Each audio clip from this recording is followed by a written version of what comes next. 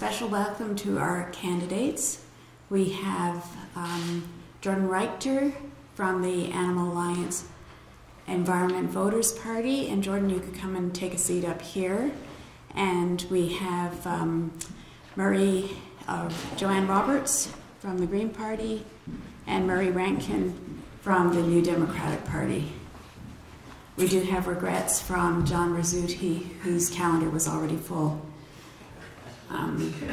And I understand there are also a Libertarian Party candidate who is running and an independent who is running, who are not able to be with us.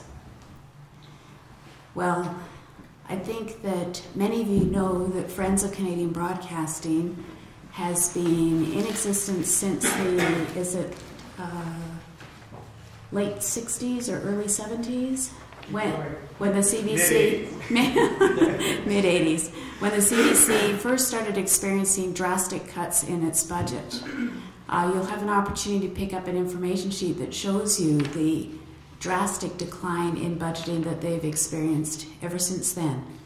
And in the last two governments, the cutting really has gotten down to the lifeblood of the CBC. They have a mandate that legislation brought them into being, and they must fulfill that mandate.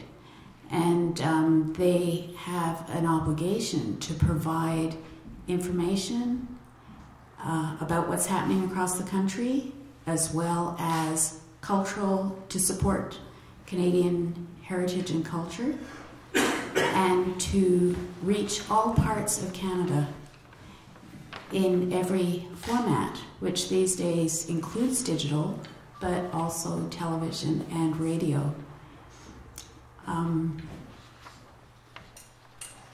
Citizens across this country support the CBC in tremendous numbers, no matter what their political orientation. It is Canadian. It brings us together. It lets us know what's happening in the outports of Newfoundland, what's happening in Nunavut, what's happening in central Canada, what's happening in the prairies, and every part of British Columbia. They can't do it if they don't have money. So, we know how essential it is, what it's done for Canadian artists of all types, scientists, people who have just information they want the country to know about or the province to know about. Locally, say on Vancouver Island, provincially, nationally, it's essential.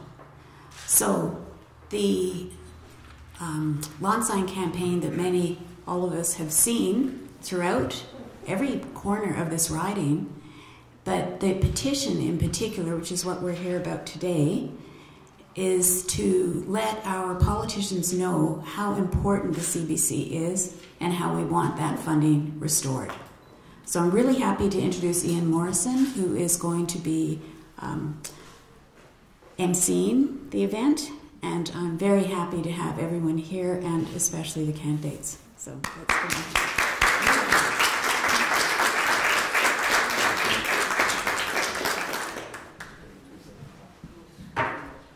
on. This seems like an intimate event, but through a couple of cameras, this event will travel to at least the 5,000 plus families in the riding that are supporters of the Friends of Canadian Broadcasting. So I told the candidates to think of it as a really big hall. Before I get serious, I just was chatting with Murray as he came in. He had been a candidate. In fact, he was the successful candidate in a by-election back in the autumn of 2012, I think. And the Friends of Canadian Broadcasting, some of you may have been there, you can nod if you were, rented a large room in a downtown hotel just to the west of the legislature. And we, as we often would do, would keep an empty seat available for the Conservative candidate. Just by coincidence, no Conservative candidate has ever come to an event that we've ever organized since they came to power.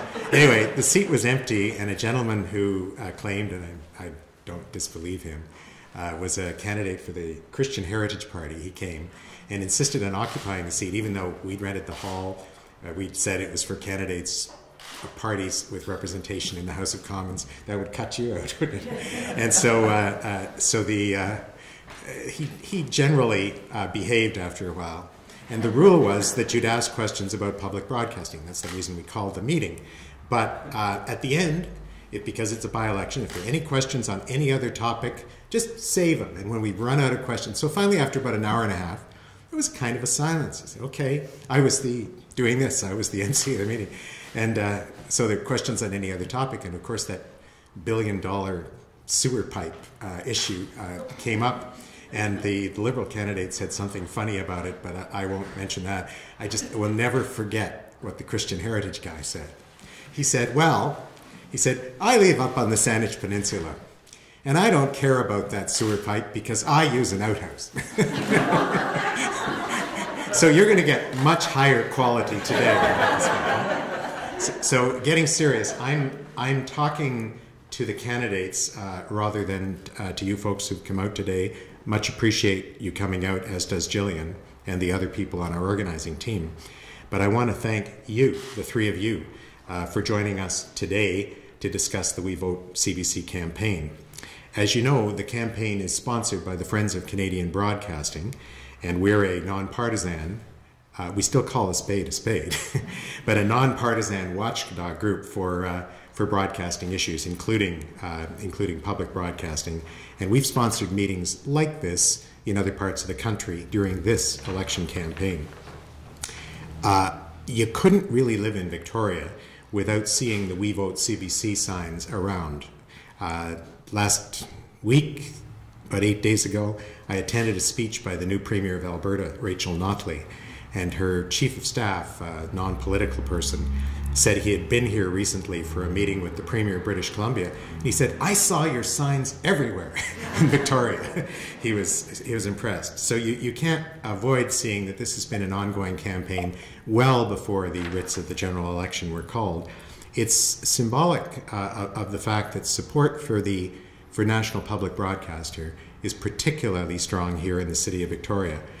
Even before we began this whole effort, there were 3,910 families in the city of Victoria who were supportive with cash or with volunteer action of our work. And I can tell you today that the petition we're going to hand you is signed by 2,505 residents of Victoria. Now, it was actually signed by more than 4,000 people, but it turned out, just because you can't keep them out, I guess, that people from Saanich, Gulf Islands, and from Esquimalt to Juan de Fuca also signed it in numbers, so we've hived them off and we're sending their petitions to where they belong. But I've done the math, and just for your information, the 3,910, if you add 2,505 and subtract the 1,027 people who signed the petition who are already our supporters, you come to 5,388 families in this constituency that support the Friends.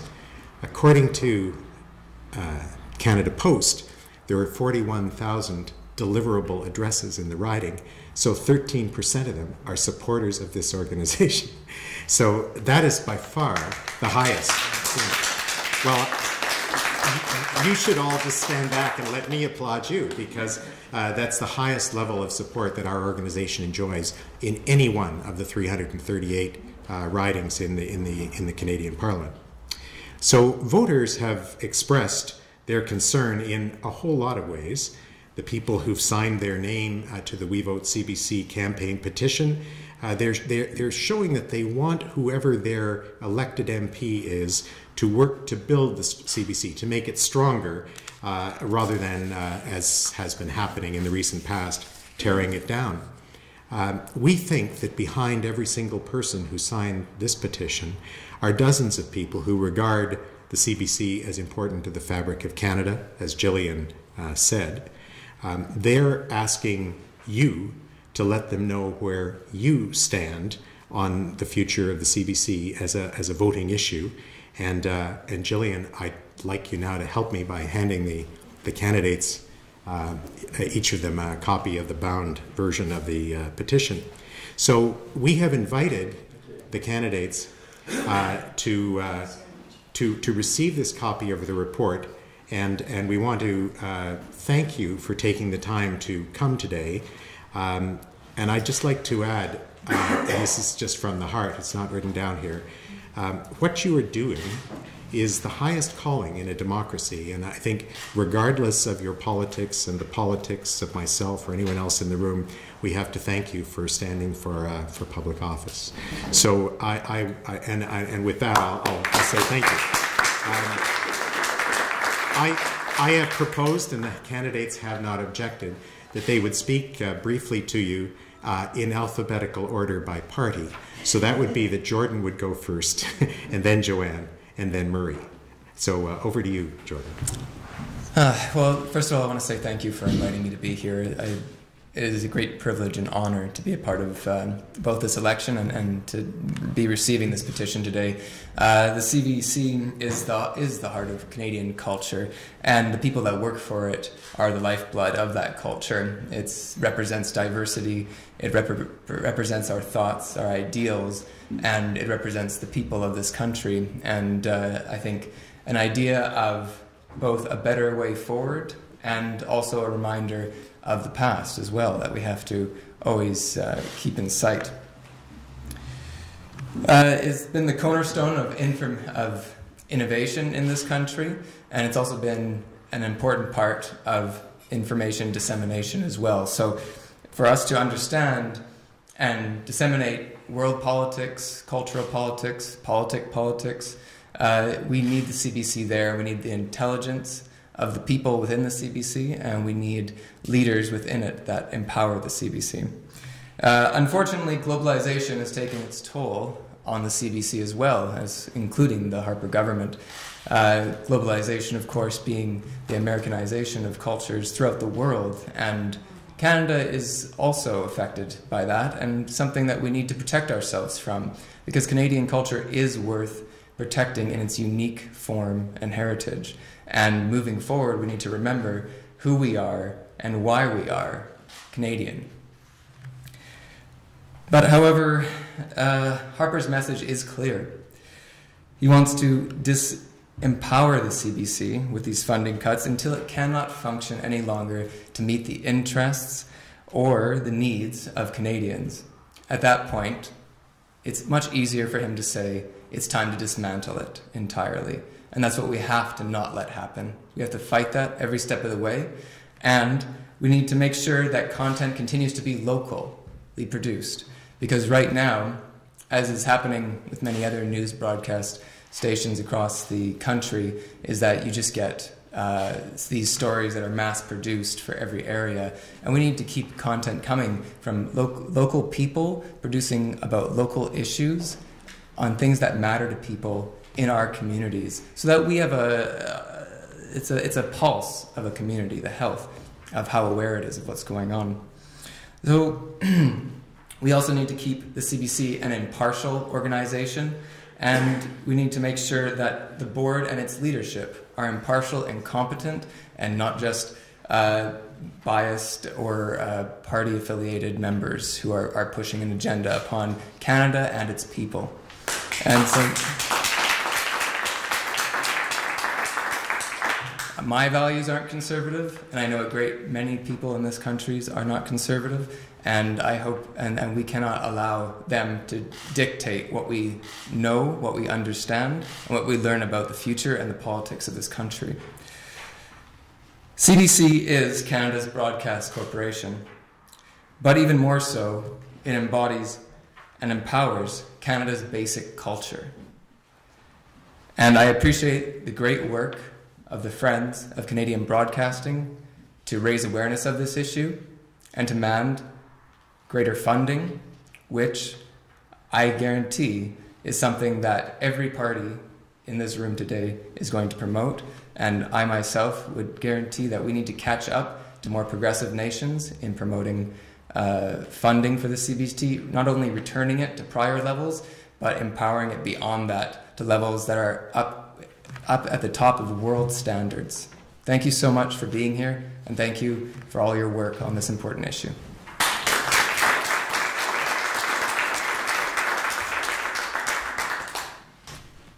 Victoria is a CBC town.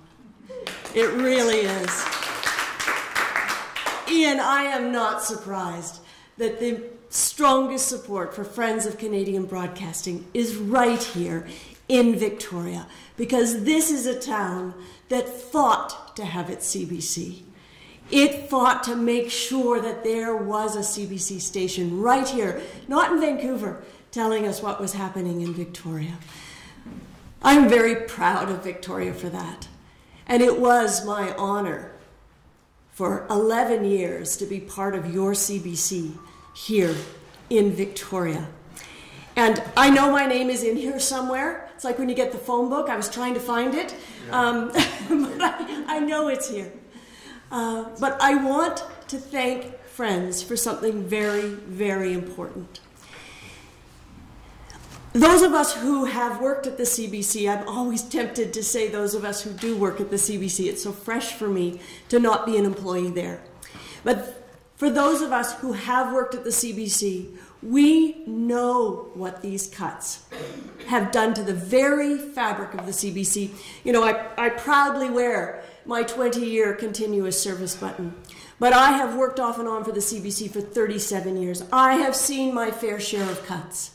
But nothing like what has happened in the last 10 years. Nothing. The CBC is being gutted.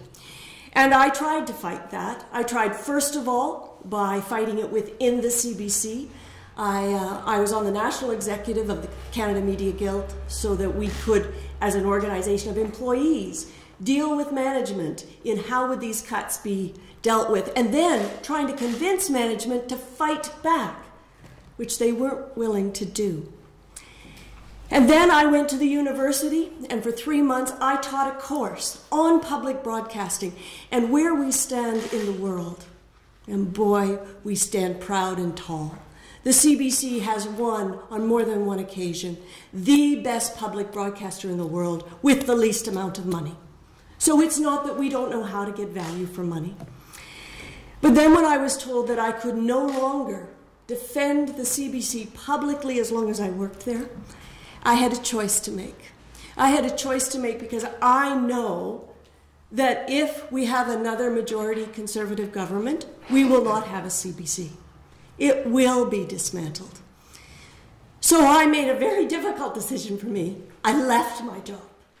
I left my job so I could voice my opposition to Stephen Harper's vision of this country. And you know, when you think about it, why has he been cutting the CBC in the way he has and silencing its management through political appointments to the board? He's done that for the same reason that he got rid of the long-form census, that he has silenced the scientists. The CBC is part of having information that allows Canadians to be informed voters, that allows Canadians to work together and not feel separated. We are needed more than any ever before. In this country, we need a CBC. We need a CBC because we are being bombarded with other forms of information, and we need a place where our story lives, where our culture lives, where Canadians can feel connected. And our CBC does that. Yes, I truly believe, as we've done every 20 years, it's time to look at the mandate again. It is time to look at the format, but it is not time to cut the CBC. We broadcast in the CBC broadcasts in 2 official languages, 8 Aboriginal languages, and across 5 time zones. No other public broadcaster in the world has to deal with that, and we do it so well in this country. If you want a champion for the CBC, you will find no one stronger than me. I am proud to say the Green Party has put the most in its platform about the CBC, but I am also encouraged, and this is where you get the thanks, that the Liberals and the Democrats have done the same. And you know what? They're making it an issue. Thank you to Friends, because long before this was going to be a CBC was going to be an election issue, Friends made sure it was. And they were joined then by the Canadian Media Guild. But you've led the way. You've put these petitions together. Parties cannot ignore you. So I want to remind you that a Green MP can work with Liberals or New Democrats across party lines to make sure we not only save our CBC, we rebuild it, we restore it, we make it the wonderful Canadian icon it has always been. Thank you. Well, thank you, all of you, for being here today. I find this a very personal story as well. I have a brother-in-law who was just laid off after 30 years of service in the CBC in Calgary, one of the many victims of the cuts that are going on. I have a very close friend with whom I went to high school, Barbara Budd. Some of you may remember her from As It Happens. We were in grade 11 and 12 together, along with Paul Kennedy, who you may remember was CBC Ideas. Paul and I were the Niagara Peninsula debating champs, and I'm not going to tell you the year. So I have a lot of friends that are directly involved still in the CBC, or in Barb's case, in the past, and Barb has been very kind to work with us in the NDP to ensure we're on track with the changes we're proposing to the CBC. I have to say that this is an important issue for all of Canada. It's amazing when my wife and I were hiking in Nunavut this past summer to be able to listen to the CBC up there, or to be down in the Baja driving across the desert, listening on Sirius Radio to the early edition, the Sunday morning rather, in the case of, when we were there on Sunday. So that does, not only is it the glue that holds Canada together, but it's also an international entity as well, and you can go anywhere now with the internet and be part of Canada still, and I think it's a real voice that binds us together. It's trite to say that it is sort of the glue that holds Canada together, but I think we need, as global citizens, to think about its impact across the world, because it really does have that breadth of impact. The NDP has been very proud to stand with the Friends. We are committed to restoring the $115 million that the Conservatives have cut. We haven't gone so far as to deal with the cuts of the Liberals. That'll be later. But at least to get it off life support. We're also, I think, the most important part of our platform on the CBC isn't the money, although it's there and it's an ironclad commitment to deal with it. It's in the funded program. But what is equally important is to get rid of the hacks on the board of the CBC that know nothing about broadcasting, who are there only because they're fundraisers for the Conservative Party. Is it 9 out of 10? Who knows? It's something like that. Imagine a world where people actually know about public broadcasting on the board of a Crown corporation responsible for public broadcasting. That may seem radical to you, but we're committed to do that. If we can appoint judges in a fair, dispassionate manner, who know something about the law, why can't we do the same thing for a Crown corporation? We're committed to have that kind of objectively validated, independent board to run our public broadcaster. Because at the end of the day, I think that's equally important to getting the CBC off life support on the financial side of things.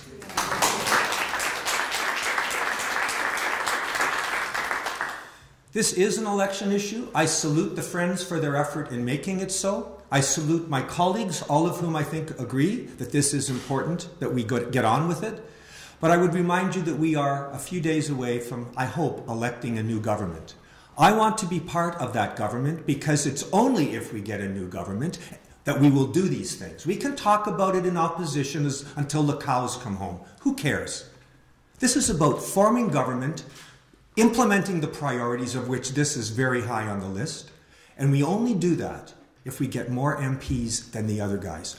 We're going to do it, we're going to form government, and we're going to put CBC back on track, we're going to restore Canada's reputation in the rest of the world, and we're going to repair the damage Stephen Harper has done to our beloved country. Thank you. Yes, exactly.